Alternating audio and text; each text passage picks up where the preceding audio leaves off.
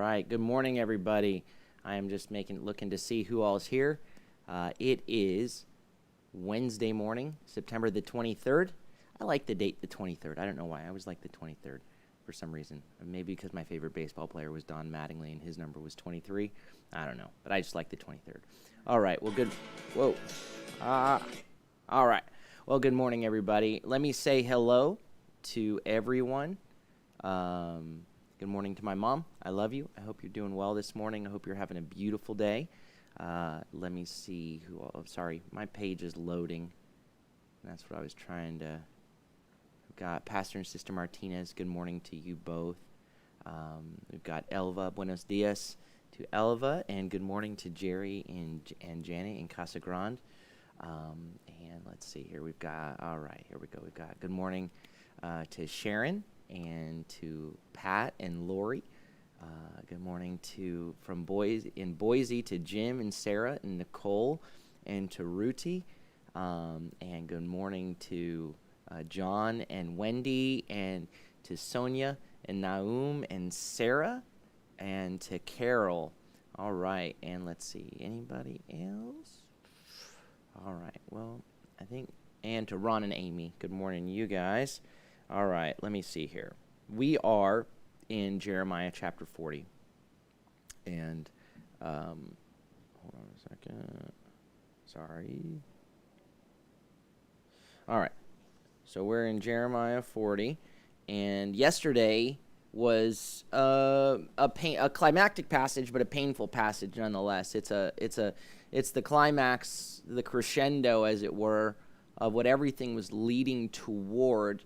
But it didn't have to. I think that was the thing. It was Judgment Day. It was Jeremiah 39, and it was the day that the Babylonians broke through the wall.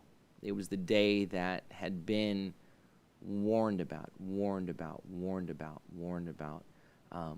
It wasn't what the Lord desired. It wasn't what the Lord wanted to happen. He continually called his people to turn to him, to walk in his ways, to call on him, to surrender to his word. And then it came to the point where that the Babylonians were coming, that Nebuchadnezzar was going to be his servant for this season, and so the Lord says, basically, surrender and live, resist and die. I think you can boil it down to that had become a message for quite a while. Surrender to my purposes and choose life. Resist and choose your own ways and choose death. And again, that's kind of even the whole heart of where Yeshua says, he who wants to keep his life must lose it. But he who will lose his life, for my sake will keep it. He who wants to keep his life, if you hold on to your life, and you won't lay it down, you won't surrender, ultimately you're going to lose it. And that's what ends up happening here. I mean, up to the end. In Jeremiah 38, the Lord was giving Zedekiah this last opportunity to choose life, right? To choose to surrender and live. And so in Jeremiah 38:20, the Lord said, Shema na, please, through Jeremiah says, the word of the Lord, Shema na, please Shema, please obey the voice of Adonai, and what I am speaking to you, so it will go well with you, and your soul will live. He said, if you will go out and surrender yourself to the Chaldeans, to the Babylonians, the city won't burn, and your family will live. Surrender and choose life. But in the end, Zedekiah couldn't surrender. He chose the counsel of his advisors rather than the pleading of the Lord. And the city burned, and his family died. His sons died right before his eyes. The last thing he saw with his eyes was Nebuchadnezzar slaughtering his sons before him and then putting out his eyes. It was a I don't know about your emotions. My emotions going through that passage yesterday, there's a heaviness. Even though, the word of the Lord came to pass and the judgment of the Lord came to pass, but when you see still those who just resisted and resisted and resisted and resisted and had every opportunity, and they did not, that when this happens to Zedekiah, in your heart, you're not like delighting over him going, booyah, see, God reigns. You're like, oh, Zedekiah, why didn't you listen? Why didn't you listen, man? That's what the Lord wanted. So that's happened, and then Zedekiah, his eyes were put out. He was put in shackles, taken to Babylon. About a month after the breaching of the walls, the guy named Nebuzaradan, he's the chief of the guard, or basically the head butcher. He's the head cook. He's the chief of the butchers. He shows up, and his job, he's been in the surrounding area in Judah, but now he shows up to Jerusalem, and his job is to burn it all down. He's going to burn down the palace. He's going to burn down the temple. He's going to take it down, take down the walls. And all your defenses, everything you depended on, everything you've relied on, everything that you thought you could rebel against, you could rebel and then hide, it was all going to be gone. The only option now was submission. And so he played this game enough times, and so now they were taking it down. And so Nebuzaradan shows up, and Nebuchadnezzar instructs him and says, here's the deal. He shows up, and before he burns down the palace, there are still people there. And there are still prisoners there in the captain of the guard, and one of the prisoners there is Jeremiah. And so Nebuchadnezzar says of Jeremiah, I want you to take him. I want you to look after him. Do no harm to him. Rather, do to him just as he tells you. That was Jeremiah 39:12. Take him, look after him, do no harm to him, and do to him just as he tells you. And so yesterday in chapter 39, we saw that Nebuzaradan and then these other named officials, says they sent and brought Jeremiah out of the guard's courtyard and gave him to Gedaliah, son of Ahikam, which you'll remember from Jeremiah 26. Ahikam was the one who stood up for Jeremiah. Ahikam stood up for Jeremiah, so Gedaliah, son of Ahikam, son of Shaphan, and Shaphan served as the royal secretary under Josiah. So it says, take him home. And so Jeremiah, so he dwelt among the people. So that was sort of a broad overview of that part where Nebuchadnezzar says to Nebuzaradan, take him and do whatever he tells you to do. So today it kind of zooms in on some of the interaction that actually happened there. And so we come to verse 1 of chapter 40. The word of the Lord came to Jeremiah from Adonai, after Nebuzaradan, the captain of the guard, had released him from Ramah. He had taken him bound in chains among all the captives of Jerusalem and Judah who were being exiled to Babylon. Now the captain of the guard had taken Jeremiah and said to him, Adonai your God pronounced this evil against this place. And Adonai brought it about and did just as he said, because you have sinned against Adonai and have not listened. He says, Velo Shema, you did not listen, you did not heed to his voice. This thing has happened to you.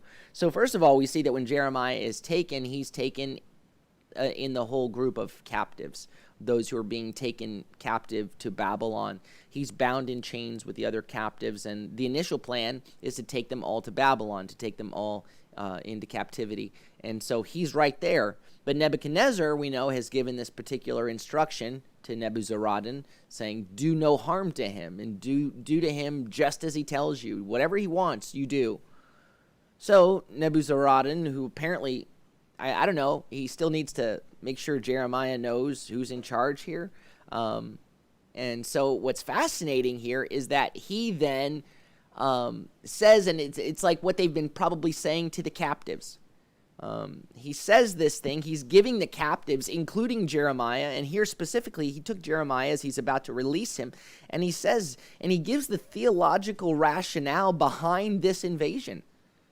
And he gives the name of God multiple times, Nebuzaradan does. Now again, remember, Daniel has been in Babylon for almost 20 years. Daniel is the regent over the province of Babylon. The Nebuchadnezzar has been slowly becoming aware of the things of God, and he knows probably of the things that have been being spoken by Jeremiah. Perhaps it's, the word of the Lord has been, because the word of the Lord has been, surrender to the king of Babylon and you'll live. And so now he's going, look, you guys didn't surrender. So this is sort of the rationale. You guys didn't heed the word of the Lord. Your God was saying for you to surrender. He doesn't really know who Jeremiah is. He just knows Nebuchadnezzar told him, do whatever this guy tells you. Okay, but then he takes him, and shackles him. He goes, listen, this all happened. This all happened because you people didn't listen to your God. Just so you know, this is your fault. The Lord, he says, Adonai spoke this calamity about this place. Adonai has done this just as he said. It's because you didn't shema. So it's a little ironic that he's saying this, that the head butcher is pronouncing the word of the Lord that came through Jeremiah to Jeremiah. He's saying, the word of the Lord said surrender and live. You didn't surrender. So the guy's just following orders. He doesn't know necessarily, I think, why Jeremiah is getting the special treatment, but he's going to unchain him. So Nebuchadnezzar had said, deal with him just as he tells you. So, verse 4, he says, but now behold. See, I am freeing you this day from the chains that are on your hand. If it's good in your eyes to come with me to Babylon, come, and I'll look after you. He says, I'll keep my eye on you. It's literally. But if it's evil in your eyes to come with me to Babylon, stop, cease, just don't go, don't take another step. The whole land is before you. Wherever it seems good and right to you to go there, okay? So whatever you want, man. Nebuchadnezzar told me, the king told me, what do you want? You want to come with me to Babylon? If you come with me, you're going to be under my protection, okay? I'm going to look out for you. So that's kind of a nice offer when you consider the fact that this is the chief butcher. He's looking out for you. Hey, all right. You're under good protection. But if that sounds bad to you, pick a spot. It's up to you, bud. Verse 5 says, but he would not turn back. Lo yashuv v'shuvah. He would not turn. So now in this passage, if you look back at verse 1 real quick, verse 1 opens with the word which came to Jeremiah from Adonai after Nebuzaradan, the captain of guard, had released him from Ramah. All right, so now it says the word that came to Jeremiah after Nebuzaradan released him, and then we get no word. Like there's no word that's given. No word follows there. So the thing is, Jeremiah has known the Lord's given him this vision of the good figs and the rotten figs, and the good figs are in exile, and the future is in Babylon, is through Babylon. God has a plan and a future for his people, and it's through Babylon. And here he has an opportunity to go to Babylon. Here he has been obedient to the word of the Lord. He has an opportunity to go there. Hey, you want to come with me? You'll be under my protection. You want to stay here? You go where you want to go, okay? You decide. This place is going to be interesting. So to go to Babylon under his protection is not a bad thing. And I don't believe that Jeremiah, so why didn't Jeremiah go to Babylon? I believe it's because the word of the Lord came to him. I think the only reason he stays in Judah, the only reason it says he did not turn, like he would not turn, and it uses Yeshuv twice like this, he would not turn to go to Babylon, that he would have gone to Babylon if the Lord had instructed him to do so, but the word of the Lord came to him after he was released. So he refused to go because he was going to obey the word of the Lord. The land isn't empty, and the Lord still has work for him to do here in Judah. This is where the Lord has planted him. This is where the Lord has told him to be. The word of the Lord came to him after he was released. So apparently it wasn't to go to Babylon. So he's not going. We find out here how he ends up at Gedaliah's house, because remember, Gedaliah's dad had stood up for Jeremiah. Jeremiah would have known Gedaliah's grandfather, Shaphan, when the book of the law was found, and Jeremiah was part of that reformation. So it continues in verse 5. It says, go back then. It says he would not go. So go back then to Gedaliah, son of Ahikam, son of Shaphan, whom the king of Babylon has made governor over the cities of Judah, and dwell with him among the people, or go anywhere it seems right in your eyes to go. So he's like, I'm suggesting go to Gedaliah. He's the new governing official here. He's the new new king. He's the regent over Judah now under the Babylon. Judah is now fully within the Babylonian Empire. It has been, but now the walls are down, the palace is burned, and Gedaliah has been appointed to govern And the captain of the guard, the head butcher, gave him a ration and a gift and let him go. So Jeremiah went to the son of Ahikam to Mitzpah and dwelt with him among the people that were left in the land. So Gedaliah is about 8 miles north of Jerusalem in Mitzpah. And so this is where he's going to be. Right now, this will be where he's going. This is where he lives, and this is where he'll be governing from. Verse 7, now all the commanders of the forces, the Kol Sarei Hachalayim, Chayal is a warrior or a man of valor. So all the heads, the princes over the warriors, the commanders of the forces that were in the field, they and their men heard that the king of Babylon had appointed Gedaliah, son of Ahikam, over the land, and had put him in charge of the men and women and children, the poorest of the land, who were not carried away captive to Babylon. So, he's Gedaliah. They heard, oh, okay, so Gedaliah is in charge of this ragtag group of, leftovers. When you get when you buy a thing of like grapes, and what this felt like was that when you get done, those little shriveled up tiny grapes that are at the bottom of the container, like, you're king over that. Like, that's that they heard. That's what he was put over all those that were left, these men, women, and children that were the poorest of the land. They're the little grapes at the bottom, like, I don't know what you're going to do with that. They weren't carried away to Babylon. No, they were like, yeah, we don't need them. You can keep them. Hey, guys, enjoy, pick a field, enjoy it. So Gedaliah has been appointed regent over the land. He's in charge of the grapes, these little leftover grapes. And so the commanders of the troops, the generals, basically, as it were, that were out in the field leading the troops, they hear king's gone. The king's gone, battle's over, so we need order. What do we do now? So the king's gone, so they hear, okay, well, Gedaliah has been appointed in charge. Let's go find out what we do. Who do we want to attack? Who do we fight?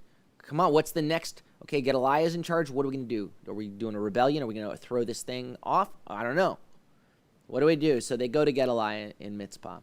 Verse 8. So they came to Gedaliah at Mitzpah, including Ishmael, son of Nethaniah, Yochanan and Yonatan, sons of Kareah, Sariah, son of Tanhumet, the sons of Ephi, the Netophathite, and Jezaniah, son of Ma'akathite.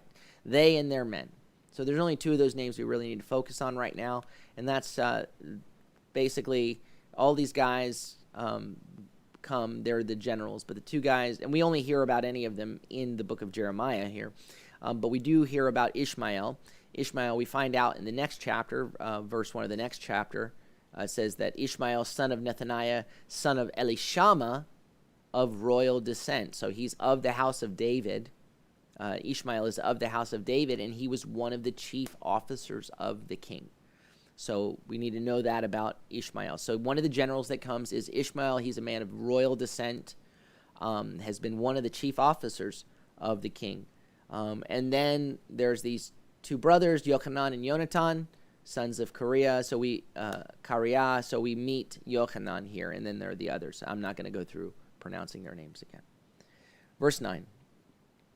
Then Gedaliah, son of Ahikam, son of Shaphan, swore to them and to their men, saying, okay, guys, do not be afraid to serve the Chaldeans. Stay in the land and serve the king of Babylon, and it will go well for you. So as for me, I will dwell at Mitzpah to stand before the Chaldeans who come to us. But as for you, gather wine, summer fruit, and oil. Put them in your jars and dwell in your cities that you have taken over. So now that Gedaliah is in charge, he's going to walk. He's been hearing what the Lord has been saying through Jeremiah. And he has long been an ally of Jeremiah. And so he's heard the word, surrender and live, resist and die. And so he's surrendering. He's like, don't be afraid. Don't be afraid. It's going to go well for you. Don't be afraid to serve the king of Babylon. I'm going to stay here. Let me reassure you, I'm going to be here, and I'll represent you. I'll stand before the king. I'll represent you, but let's now do what we're supposed to do, okay? And there's not going to be a rebellion. Don't be afraid. We're going to submit to this invasion. And then he goes, as for you, you've been given cities to take over, and there are people in those cities, and they're the poorest of the land. Likely the poorest of the land haven't spent a whole lot of time. I mean, they've worked the fields, but they haven't run the fields. But now there are whatever people are left. It's, remember the invasion happened July 18th. The place gets burned down in the month of Av, in the 5th month, which is generally in August. And so it's harvest time. Winter's coming. And so he says, there are people that everyone's going to need to be ready for the winter. So you go back to the places you've been given authority over, you've taken over, and now start the harvest. Gather the wine, gather the everything, gather the harvest, and take care of these cities. Take care of the population that's there. Now, with a decrease in population, because so many people have died and so many people have been carried off, there's going to be plenty in the harvest. The harvest will be a harvest of plenty, I'm sure. And so news reaches, during this whole time, over these last 30 months, the Babylonians have been have invaded, have been besieging Jerusalem. And so people have they've run for the hills, and they ran to the surrounding nations, and some of them ran to the southeast, to what is now Jordan, to Ammon and Edom. And so word reaches them that Zedekiah is gone. The king of Babylon has now put Gedaliah in charge, and it's harvest time. So they realized, let's go home. Let's go back home. So verse 11, also, when all the Jews who were in Moab, among Ammon's children, in Edom, and in all the countries, heard that the king of Babylon had left a remnant in Judah. Oh, there's some people left, and that he had appointed over them Gedaliah, son of Ahikam, son of Shaphan. Then all the Jews returned out of all the places where they had been driven, and they came back to the land of Judah. So you have this first remnant of those who had been hiding away, kind of coming back. They came to Gedaliah in Mitzpah, and they gathered wine and summer fruit in great abundance. So there's a lot there. So now they're coming back, and there's a lot there. They're not going to be starving. They're coming home. Gedaliah is now the governing authority. So this is good. Apparently what we're going to find out in just a minute is that I'm making some connections here, that within this group, there was someone or someone's returning with a message from the king back in Ammon. The king in Ammon, we come to find out that he has made or is trying to make an alliance. He is making an alliance with Ishmael. He knows that Ishmael is the son of David, that he's of royalty. And so he basically sent someone saying, hey, Ishmael, you're one of Zedekiah's chiefs. You're a royal. You're a son of David. So I don't know why Gedaliah is king, or why Gedaliah is regent. That should be you. So tell you what, is the message from the king in Ammon, Baali. He sends the message saying, you and I make an alliance, and let's see what happens. We'll see if we can make some good out of this thing. So that information arrives. All these people come up from Edom and Ammon, and then suddenly information reaches the ears of these commanders, those many people, including, so you have Ishmael, Yochanan, Yonatan, and the others. And so other than Ishmael, because this is about Ishmael, these guys go, all these commanders, they hear about this plot, and they go to warn Gedaliah. Verse 13. Then Yochanan, son of Kareah, and all the commanders of the forces that were in the field came to Gedaliah to Mitzpah. And they said to him, are you aware? The Baalis, the king of Ammon's children, has sent Ishmael, son of Nethaniah, to take your life. But Gedaliah, son of Ahikam, did not believe them. It says, he did not trust them. He didn't take their word as true. So Yochanan, the commanders of the forces mentioned, and all those guys mentioned above, they come to Gedaliah. There's a plot against you. Okay, have you heard? Are you aware of this? that the king in Jordan, the king in Ammon, that he has plotted with Ishmael. That Ishmael's going to take your life. Ishmael is going to kill you. But in the midst of, there's just been so much death, right? In the midst of all this upheaval, in the midst of this chaos, everything has been overturned. Zedekiah's gone, the king's gone. Of course, there's a rumor mill. There's drama. And so Gedaliah goes, no, he doesn't trust what they're saying. He doesn't trust. There's probably been so much, through all of this. Imagine, I think about when, we have news that plays, but do you remember those of you that, you remember on 9/11, I remember that morning as things were hitting, that as the news was hitting, that we were hearing reports of car bombs going off in Washington, D.C., that it sounded really crazy, chaotic, and so you come to find out that a number of those reports were not true. Can you imagine before that when you had the news spread by word of mouth in this way, all the different kinds of reports that had been spreading? And so Gedaliah is wanting to bring a steady hand, wanting to bring steadiness after the chaos. Look, Ishmael can't be that stupid. He knows that Nebuchadnezzar, who just took out Jerusalem, who just burned down the temple, who burned down the wall, took down those walls. And if you've been to Jerusalem and you've seen the size of those stones, which I'm just holding the signs of the stones that made up the walls and made up the temple, they are massive, and it was devastation that they took that wall down. And they took down the temple, and now he's put me as regent. So look, I don't think Ishmael's that stupid. That's a death wish for him to try to come against the one that Nebuchadnezzar has appointed. So I think it's not true. I don't trust that word. So then Yochanan himself secretly comes to Gedaliah privately, not secretly but privately. And verse 15, it says, "Then Yochanan, son of Kareah, spoke privately to Gedaliah at Mizpah, saying, 'Let me go now, and I will slay Ishmael, son of Nethaniah, and no one will know it. Why should he take your life, so that all the Jews that are gathered to you would be scattered, and the remnant of Judah perish?'" He says, look, let me deal with this. I'll take out this threat privately. No one's going to know. You're good for the people. You bring stability. Look, they're gathering to you. You're good for this remnant, for these little grapes that are left. Finally, there's kind of some hope for some stability here. Why should everyone die? Why should they be scattered and die? There's hope for this remnant. Let me go. Let me go fight for you. And because if he kills you, it's going to affect everyone. Verse 16. But Gedaliah, son of Ahikam, said to Yochanan, son of Kareah, "Don't do this thing." He says, "Al ta'asha, do not do it. Don't do it." There's an emphasis here. There's the repeat. Don't do this. "For what you're saying about Ishmael is a lie."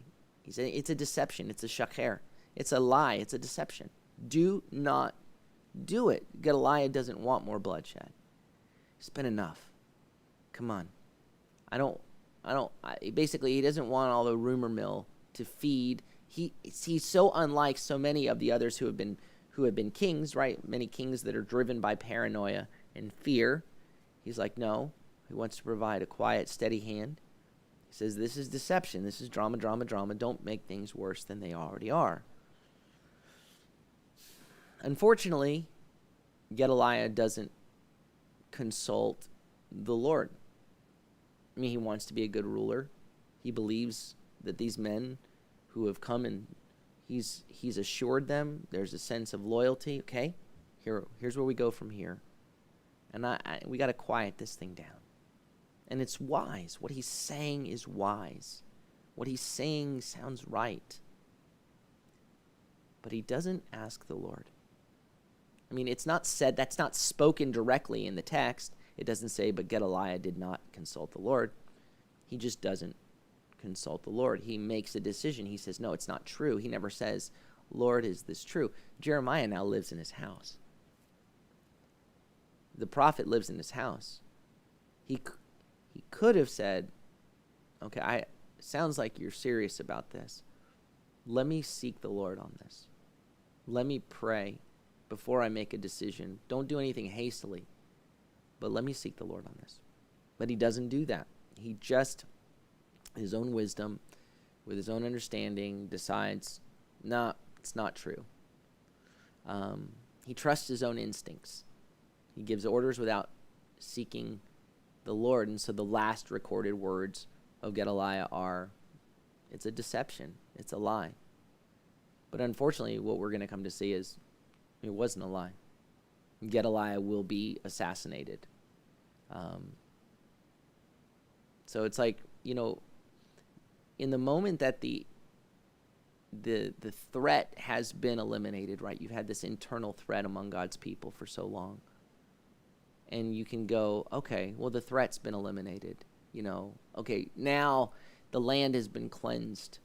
So now we can go forward, and you can kind of rest in this idea that everything, like you can lose your vigilance.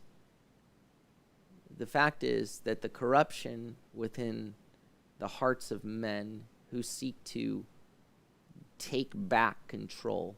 You got Ishmael, who is of royal descent, going, that throne belongs to me. And all I can think about is kind of what happens in our own hearts, where we overcome some things and we go, okay, I'm good.